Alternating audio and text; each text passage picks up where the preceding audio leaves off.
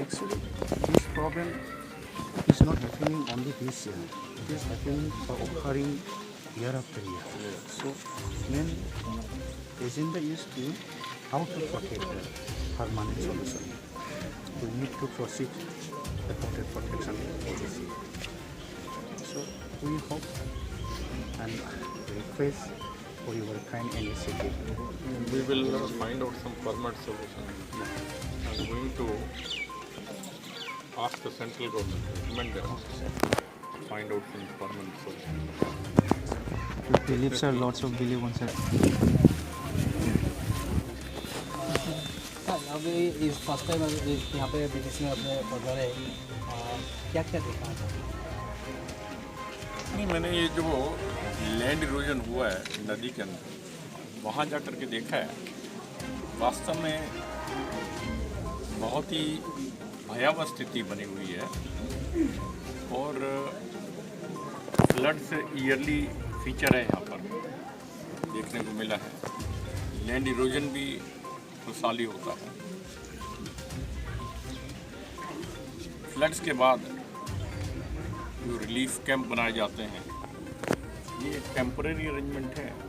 यहाँ तो सेटिस्फेक्शन है मेरा, जो मैंने सबसे बात की है, जो गवर्नमेंट के नॉर्म से उन्हें मिलना चाहिए वो सब मिल रहा है, ऑल आर सेटिस्फाइड।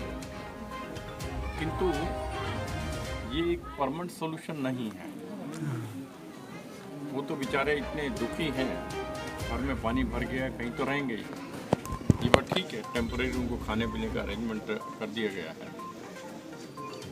हर साल ये रिपीट होता है। और जहाँ तक मेरी नॉलेज में है, ये ब्रह्मपुत्र के अंदर डेप्थ उसकी कम हो गई है। 1950 के आसपास एक भूकंप आया था, जिसके कारण ब्रह्मपुत्र की डेप्थ बहुत कम रह गई, बेड ऊपर हो गया। जब बेड ऊपर हो गया, पानी तो उतना ही आता है, पानी स्प्लिट हो गया, उसकी बाढ़ आना शुरू। किंतु अभी तक उसको कोई परमानेंट सॉल्यूशन नहीं बनाया गया। हर साल अनेक लोगों की मौत हो जाती है, अनेक लोग के मकान बह जाते हैं, खेती ख़त्म हो जाती है, उनके पशु जो हैं वो मर जाते हैं या नुकसान हो जाता है, बहुत नुकसान होता है।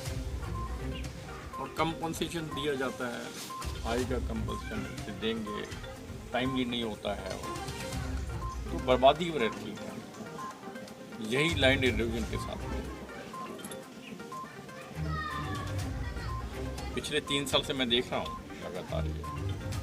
और मैंने निर्णय किया है कि मैं केंद्र सरकार के साथ इसे टेकअप करके मैं स्ट्रांगली रिकमेंड करूँगा कि सेंट्रल गवर्नमेंट को find out permanent solution for this perennial problem of Assam, flood and land. और मुझे एक चीज़ देख कर और आश्चर्य हुआ है, जो मैं सीरियसली लूँगा सेंट्रल गवर्नमेंट के साथ, कि हम किसी न किसी तरह से कंपनसेशन देते हैं लोगों को। पशु मर गया तो इतना देंगे, इंसान मर गया तो इतना देंगे, रिप्लेसमेंट के इतना देंगे, किंतु लैंड इरोजन के बदले में कोई प्रोविज़न ही नहीं है इसमें। जबकि फ्लड्स के कारण नुकसान होता है, ठीक है, किंतु लैंड इरोजन के मतलब लैंड ही चली जाती है और कोई रहता नहीं उनके पास। उसके कंपनसेशन की कोई व्यवस्था नहीं है, उसे मैं सीरियसली टेक करता हूँ। सर, भूटान में समझ गया कि वहाँ 32 नंबर सब वहाँ पे डैम बन रहा है छोटा बड़ा। अगर ये परमानेंटली बन गया तो इंडिया पे ये डाउन स्ट्रीम से अपसेट से पानी जो आएगा, ये निचले असम के भयावह रूप ज़्यादा होगा, और भूटान के पानी से ही से ज़्यादातर यहाँ पे चिरांग में इफेक्ट ज़्यादा होता है।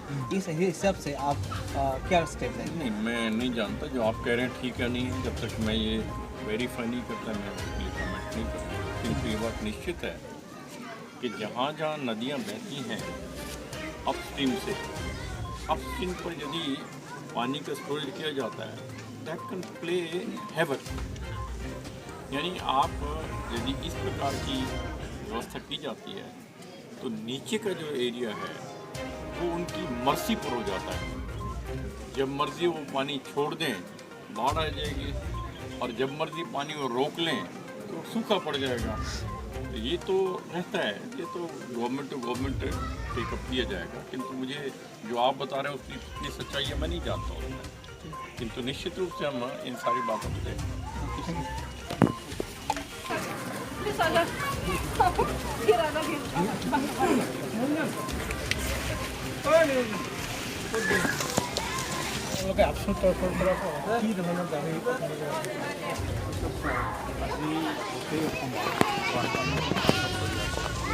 অসমৰ লগতে চিৰাং ডিষ্ট্ৰিক্টৰ অন্তৰ্গত বিভিন্ন গাঁওসমূহৰ পৰা আজি বানপানীয়ে বহুত প্ৰতিষ্ঠাপন কৰিছে যাৰ ফলত আমাৰ এই অঞ্চলত চিৰাং ডিষ্ট্ৰিক্টৰ অঞ্চলত বিভিন্ন গাঁৱৰ মানুহবিলাক ৰাইজে আজি মানে বানপানীটো হৈ আছে আৰু যথেষ্ট আৰামভূতি হৈ আছে আজি এই চিটুৱেশ্যনটো গম পাই আমাৰ অসমৰ পৰিৱেশন কৰিছে তো এই সময়তে আমি আজি আমি মহামান্য ৰাজ্যপাল ডাঙৰ প্ৰদান কৰিছোঁ আমি বানপানীৰ সমস্যাৰ লগত কিছুমান সমস্যাবিলাক ইয়াত বছৰৰ পিছত বছৰ আমাৰ অসমৰ লগতে যিটো বানপানী হৈ আহিছে সেই ইয়াত গতিকে আমাৰ ষ্টেট গভৰ্ণমেণ্ট বা চেণ্ট্ৰেল গভৰ্ণমেণ্ট তৰফৰ পৰা এইটো অতি সোনকালে যিটো অসমৰ বানপানীৰ সমস্যা এইটো ৰাষ্ট্ৰীয় সমস্যা হিচাপে আৰু লগতে বৰ্তমান বানপীড়িত বা বানত সকলো যিসকল আছে যি গাঁওসমূহে মানে ক্ষতিগ্ৰস্ত হৈছে তেওঁলোকে আজি আশ্ৰয় শিবিৰ থাকিব লগা হৈছে তেওঁলোকক যাতে চৰকাৰৰ ফালৰ পৰা বিহিত ব্যৱস্থা লৈ দি তেওঁলোকক চাৱা চিতা কৰা খোৱা লোৱাৰ ব্যৱস্থা কৰিবলৈ আমি মেনশ্যন কৰিছোঁ আৰু তেওঁলোকৰ পুনৰ সংস্থাপনৰ ব্যৱস্থাটো চৰকাৰে কৰিব লাগে আমি দাবী কৰিছোঁ আৰু তৃতীয় আমি চাৰিটা ইয়াত দাবীটো দিছোঁ উল্লেখ কৰিছোঁ দ্বিতীয় দাবীটো হৈছে আমাৰ এই যিমানখিনি প্ৰতিষ্ঠাপন হৈছে আমাৰ চিৰাং এই বানপানীৰ লগতে তাত ক্ষতিপূৰণ যাতে চৰকাৰী ফালৰ পৰা দ্ৰুত ব্যৱস্থা লয় সেইটো আমি উল্লেখ কৰিছোঁ আৰু লগতে শিবিৰৰ আশ্ৰয় লৈ থকা আমাৰ জনসাধাৰণ লোকসকলক ইয়াত বিভিন্ন বয়োজ্যেষ্ঠ আছে মহিলা আছে পুৰুষ আছে কম